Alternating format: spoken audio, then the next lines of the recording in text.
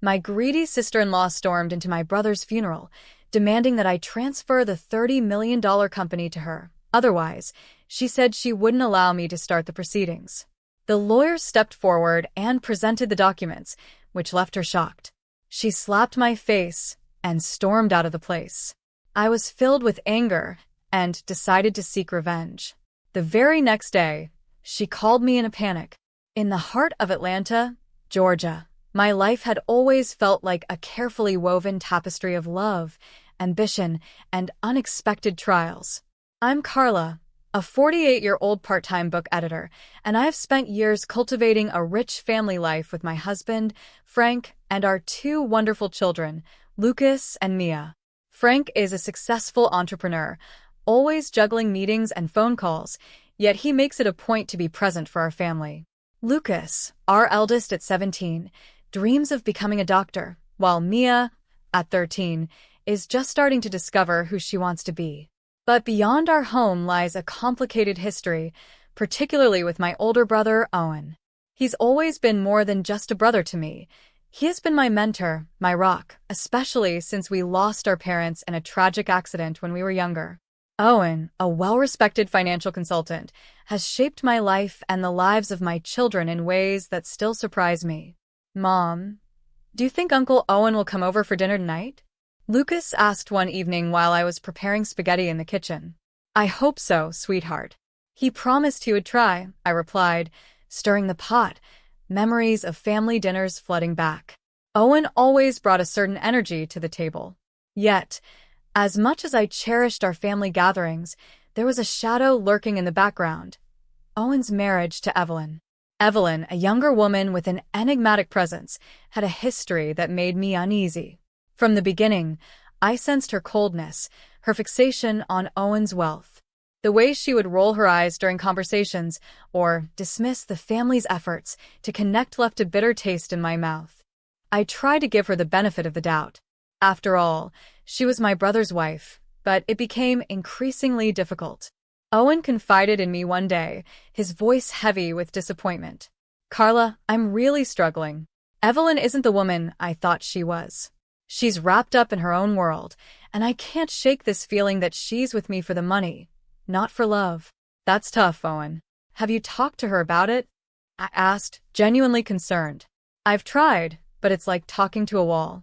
She's always involved in something shady, illegal business dealings, affairs. It's exhausting, he sighed. His frustration was palpable, and I could see the toll it was taking on him. Owen's disillusionment grew. He became increasingly distant from Evelyn, and it broke my heart to see him in such turmoil. In an attempt to protect his legacy, he made a decision that would ultimately change everything. One evening, while sipping coffee on my porch, he shared his plan with me. Carla, I'm transferring my estate and life insurance to you. I can't trust Evelyn anymore, not with my money or my heart, he confessed, his eyes glistening with determination. Are you sure about this? What if she finds out? I questioned, my heart racing. The thought of Evelyn discovering this made me uneasy. I don't care. I'd rather you have it than let her squander it. You and your family deserve it. If anything happens to me, I want my assets to benefit my true family, he explained, and I couldn't help but feel a mix of gratitude and worry. As Owen's condition deteriorated, I kept my worries at bay. I supported him in silence, feeling a sense of loyalty to my brother and the promise he made to safeguard his legacy. Tragically, everything took a dark turn one rainy afternoon. Owen was involved in a severe car accident. I remember getting the call as I was helping Mia with her homework. Carla, it's bad. Owen's in critical condition, the voice on the other end said, and my heart sank. I quickly dialed Evelyn, hoping she would care enough to come to the hospital. Evelyn, Owen's been in an accident. He's in critical condition, I said, my voice trembling. Is he still alive? She replied, almost flippantly, her indifference hitting me like a punch to the gut. I'll come when I can. With that, she hung up, leaving me reeling. How could she be so cold? I rushed to the hospital, anxiety gripping me. As I entered the emergency room, the beeping of machines and the sterile smell overwhelmed my senses. I found Owen lying unconscious, tubes surrounding him. Frank and the kids arrived shortly after, their faces filled with concern. "Uncle Owen, please be okay," Lucas whispered, holding Mia's hand tightly. I could see the worry etched on his face, and it broke my heart to think of the uncertainty that lay ahead. Hours turned into a blur, and despite my hopes, Owen never regained consciousness. The doctor finally delivered the news I had dreaded. "I'm sorry." We did everything we could, but he didn't make it. The world felt like it had stopped. I held Lucas and Mia close, tears streaming down my face. Owen was gone, and I couldn't shake the feeling that his troubled marriage had played a role in this tragedy. I knew Evelyn would come storming in, claiming her place, but I couldn't prepare myself for what would happen next. At Owen's funeral, the atmosphere was heavy with grief and disbelief. Friends and colleagues filled the church, all mourning a man who had inspired so many. But just as the service began, Evelyn burst through the doors, her presence strikingly out of place. "I want what's mine," she shouted, her voice echoing in the silent room. Everyone turned to stare, shock and disbelief washing over the mourners. What happened next would change everything, but I wasn't prepared for the revelations that awaited me. The tension in the church was palpable as Evelyn's outburst echoed in the solemn atmosphere. I stood frozen, a mixture of shock and disbelief washing over me. How could she be so brazen? Did she have no shame? The murmurs from the crowd grew louder, and I could see the expressions of confusion and concern on the faces of those who had come to honor Owen. "Evelyn, this isn't the time or place," I finally managed to say, my voice trembling with a blend of anger and sadness. "We're here to remember Owen, not to argue about money." "Oh, but it is the perfect time, Carla," she shot back, her eyes flashing with desperation. "Owen was my husband. I deserve what he left behind." The lawyer stepped forward, his brow furrowed with irritation. "Evelyn, I think you should sit down." "You have no claim to anything," he said firmly. The silence that followed was deafening as everyone turned to listen, caught up in the unfolding drama. "What do you mean?" she demanded, her voice rising. "He had a will. I am his wife." I felt my heart race as the lawyer took a deep breath and looked straight at her. "Owen transferred all his assets to Carla before the accident. You have no right to any of it." Evelyn's face drained of color, replaced by anger and disbelief. "You're lying." "He wouldn't do that," she shouted, her voice echoing in the quiet church. As the lawyer continued to explain the legal ramifications of the divorce, I watched Evelyn's composure unravel. She had always relied on her ability to manipulate situations to her advantage, but this was different. This was her husband's legacy, and she was being cut out completely. As the service continued, I felt a deep sadness wash over me. Owen had always been the one to look after me, and now, in death, he was still protecting me. But I couldn't help but wonder if he truly understood the extent of Evelyn's greed. After the funeral, I returned home with Frank, Lucas, and Mia. The house felt emptier, a stark contrast to the lively gatherings we once had. "Mom, is Uncle Owen really gone?" Lucas asked, his voice shaky. I nodded, swallowing hard. "Yes, sweetheart. But we need to remember him for who he was, not just for what he left behind." Mia hugged me tightly. "I miss him already," she whispered, and I felt a wave of grief wash over me again. In the days that followed, Evelyn's behavior became increasingly erratic. She showed up at our house unannounced, demanding to see Owen's belongings. "I have a right to his things," she screamed, her desperation spilling over. "Evelyn, you need to leave," Frank said firmly, standing protectively in front of the door. "You have no claim to anything here." "I'll fight you for this," she threatened, her voice a low growl. "You think this is over?" As time passed, it became clear that Evelyn wasn't going to give up easily. I knew I needed to take action to protect Owen's legacy and my family. I reached out to a private investigator, hoping to uncover more about Evelyn's illegal activities and her motives. "Why do you want to investigate her?" the investigator asked as we sat in his dimly lit office. "She's already been cut out of the will." "Because she's dangerous," I replied, my voice steady. "I want to make sure she can't hurt my family any further." Days turned into weeks as the investigator dug deeper into Evelyn's past. Meanwhile, my family was trying to heal from our loss, but Evelyn's presence loomed like a dark cloud. "Mom, do you think she'll ever stop?" Lucas asked one night at dinner, his brows furrowed in concern. "I don't know, honey," I said, pushing my food around on the plate. "But we need to stay strong. We'll figure this out together." Just when I thought things couldn't get worse, I received a call from the investigator. "Carla, I have some information about Evelyn that you need to hear," he said, his voice serious. "What is it?"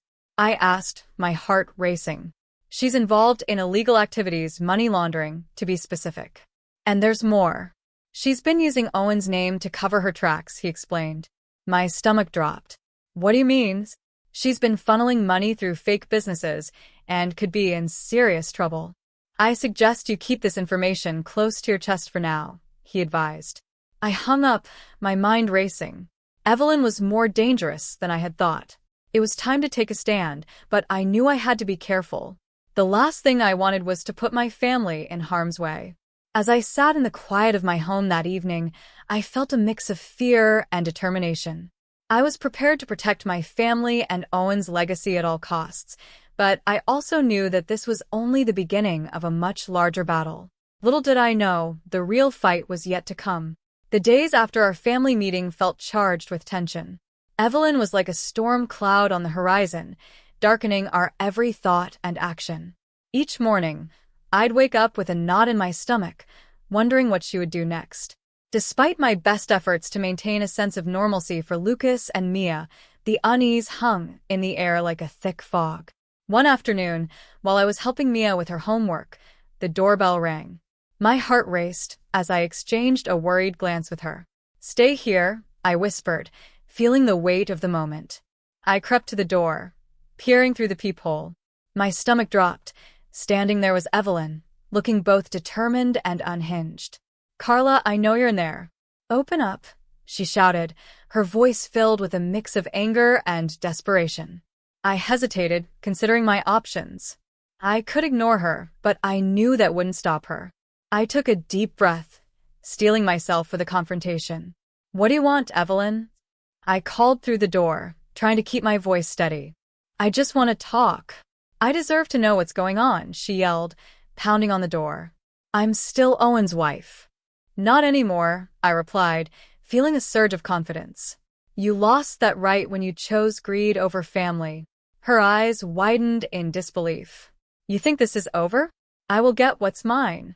She turned to leave, but not before I noticed the glimmer of a phone in her hand, as if she was ready to record our confrontation.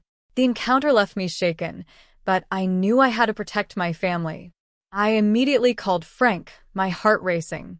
"Evelyn just showed up at the house," I told him, my voice barely above a whisper. "What did she want?" he asked, concern evident in his tone. "She's angry and desperate." "I'm afraid she might do something drastic," I admitted, feeling the weight of my words. "We need to take this seriously." "I'll be home as soon as I can," he replied, and I could hear the determination in his voice. "Let's talk about our options." As I waited for Frank to return, I felt a mix of dread and anticipation. I knew Evelyn was becoming more dangerous, and I had to prepare for whatever she had planned. When Frank arrived, he looked grave. "We need to think about getting a restraining order," he suggested, pacing the living room. "This isn't just about her trying to claim what she thinks is hers. It's about keeping our family safe." "I agree," I said, feeling the tension of our situation. "I won't let her intimidate us." The next day, we met with a lawyer who specialized in family disputes. "Evelyn's actions are concerning, and it's wise to take preventive measures," the lawyer said. "We can file for a restraining order based on her behavior." As we discussed the details, I felt a mix of fear and empowerment. I knew we were doing the right thing, but the thought of escalating this conflict terrified me. That evening, after our meeting, I sat down with Lucas and Mia. "We're taking steps to ensure your safety," I explained. "Evelyn won't be able to come near us anymore." Lucas looked thoughtful. "Do you think she'll really try to hurt us?" "I don't know, but we have to be prepared," I answered, trying to sound more confident than I felt. Mia, sensing the heaviness in the room, chimed in. I want to help. I can keep an eye out for her. Thank you, Mia. Your support means everything, I said, pulling her into a hug. As the days passed, we filed the necessary paperwork and awaited the court's decision. Each knock on the door sent my heart racing, and every rustle outside felt magnified. Evelyn's shadow loomed over us, and I realized that the fight was far from over. In the back of my mind, I could hear Evelyn's words echoing, "I will get what's mine." I wasn't just fighting for my brother's legacy anymore. I was fighting for my family's safety. The storm was gathering, and I knew that the real confrontation was coming. The day of the court hearing arrived with an eerie sense of calm, a stark contrast to the turmoil I felt inside. Frank and I prepared ourselves, knowing this was a crucial moment. We had filed for a restraining order against Evelyn, and I could only hope that the judge would see through her facade. As we entered the courthouse, my heart raced. The sterile environment felt oppressive, filled with hushed conversations and the occasional rustle of papers. I spotted Evelyn sitting at the far end of the room, her posture rigid and her face a mask of defiance. She caught my eye and flashed a chilling smile that sent a shiver down my spine. "Stay focused," Frank whispered, squeezing my hand gently. I nodded, trying to regain my composure. When our case was called, we walked up to the front, and I took a deep breath. "Your Honor, I'm here to request a restraining order against my brother's ex-wife, Evelyn," I began, my voice steady despite the anxiety bubbling beneath the surface. "Her behavior has become increasingly erratic, and I fear for my family's safety." Evelyn leaped to her feet, her voice loud and shrill. "This is ridiculous. I'm the victim here. You're just trying to take everything from me." The judge raised an eyebrow, clearly unimpressed. "Order in the court," he said firmly, turning to Evelyn. "You will have your chance to speak." I watched as Evelyn tried to spin a web of sympathy around herself, portraying herself as the heartbroken widow who had been wronged. "I loved Owen. I deserve what he left behind," she cried, her voice cracking. When it was my turn to respond, I stood taller, feeling the weight of the moment. "Your Honor, Owen made it clear before his death that he wanted to protect his true family from Evelyn's manipulation and greed. He transferred all his assets to me because he knew the truth about her actions," I said, feeling the strength of my conviction. Evelyn's face paled as she realized that I was prepared to reveal everything. "You don't know what you're talking about," she shouted, but the uncertainty in her voice hinted at her growing fear. I took a deep breath, knowing I had to push forward. "The investigator I hired has uncovered evidence of Evelyn's illegal activities, including money laundering. She's been using Owen's name to cover her tracks," I stated, my voice unwavering. The judge looked intrigued. "Do you have proof of these allegations?" "Yes, Your Honor. I have documentation from the investigator, along with witness statements," I replied, handing over the papers to the court clerk. The atmosphere shifted as the judge reviewed the evidence. I could feel the tension in the room, and I knew this was a turning point. I glanced at Evelyn, who was now visibly shaken. As the judge called for a recess to review the materials, I turned to Frank, who looked proud yet concerned. "You did great, Carla," he said quietly, giving me a reassuring nod. After what felt like an eternity, the judge returned. "After reviewing the evidence and testimonies, I have decided to grant the restraining order against Evelyn. She is to stay at least 500 feet away from Carla and her family," he announced. A wave of relief washed over me, but Evelyn wasn't done yet. "You can't do this. I'll fight you.